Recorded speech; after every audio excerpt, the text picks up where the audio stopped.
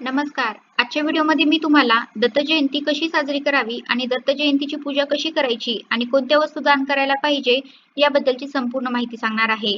पण त्याआधी तुम्ही चॅनलवरती नवीन असाल तर चॅनलला लाईक करा आणि सबस्क्राईब देखील करा. कमेंटमध्ये श्री स्वामी समर्थ किंवा दिगंबरा दिगंबरा श्रीपाद वल्लभ दिगंबरा लिहायला विसरू नका. दत्तगुरूंच्या उपासनेने सर्व सांसारिक अडचणी दूर होतात आणि जीवनात प्रगतीचा मार्ग सुकर होतो असं म्हणतात.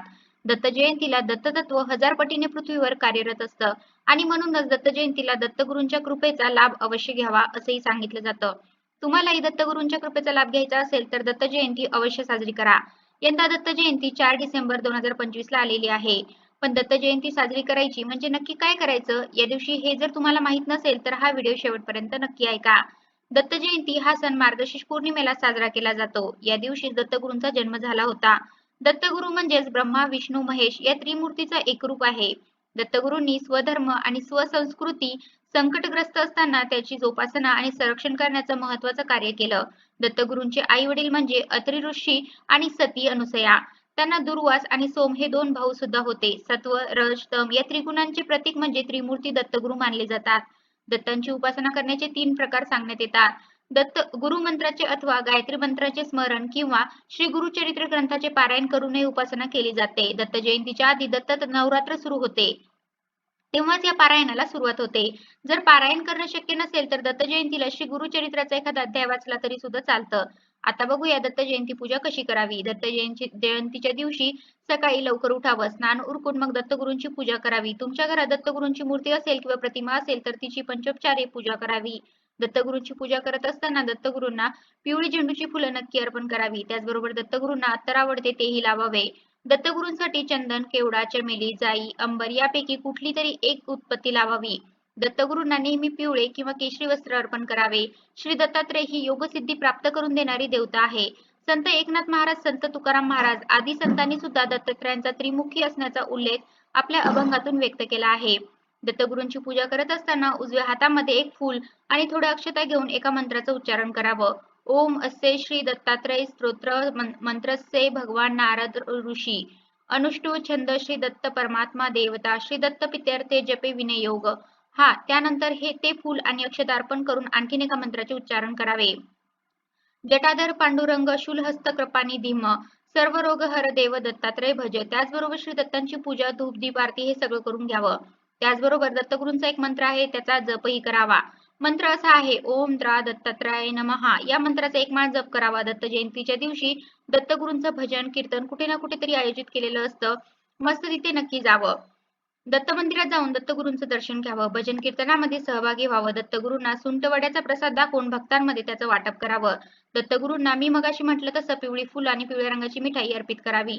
त्याचबरोबर अवधूत गीता पाठ केल्याने सुद्धा पितृदोषापासून मुक्ती मिळते. दत्त जयंतीपूर्वी 7 दिवस गुरुचरित्राचं पारायण असताना दत्त जयंतीला या पारायणाची समाप्ती असते.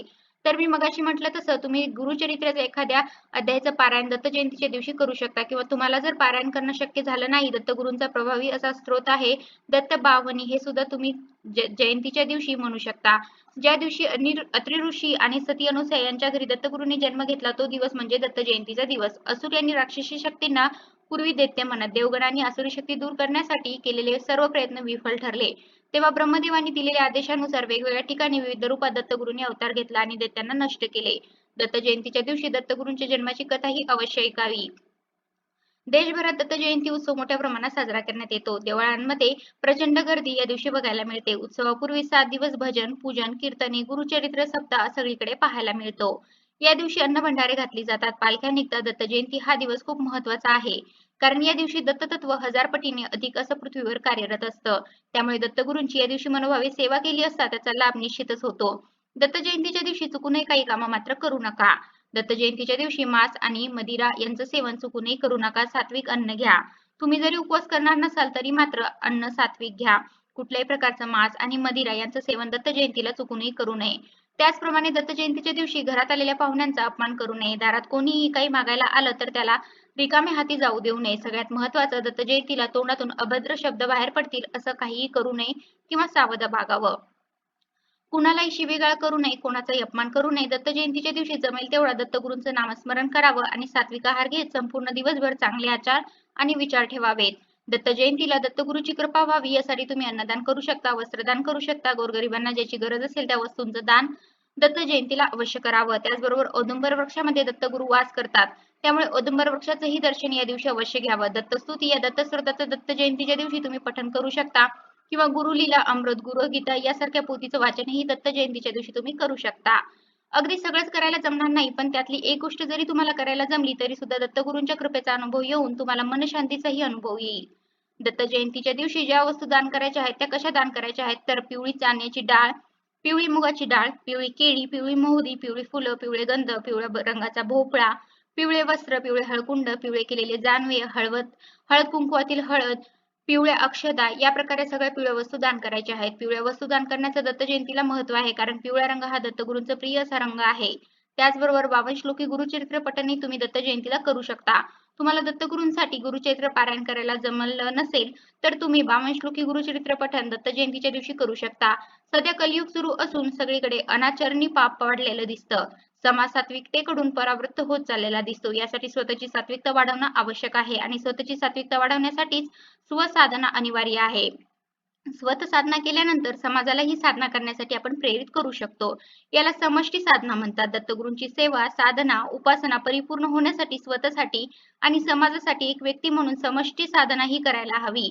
दत्त जयंतीच्या दिवशी दत्तगुरूंची पूजा झाल्यानंतर दत्तगुरूंची आरती अवश्य करावी आणि त्यानंतर महाप्रसाद वाटप करून दत्त जयंतीचा उत्सव आनंदात साजरा करावा. तर अशा प्रकारच्या व्हिडिओमध्ये मी तुम्हाला दत्त जयंती कशी साजरी करावी आणि दत्त जयंतीची पूजा कशी करायची आणि कोणत्या वस्तू दान करायला पाहिजे याबद्दलची संपूर्ण माहिती सांगण्याचा प्रयत्न केला आहे. कसा वाटला तुम्हाला माझा आजचा व्हिडिओ कमेंट करून नक्की सांगा. धन्यवाद.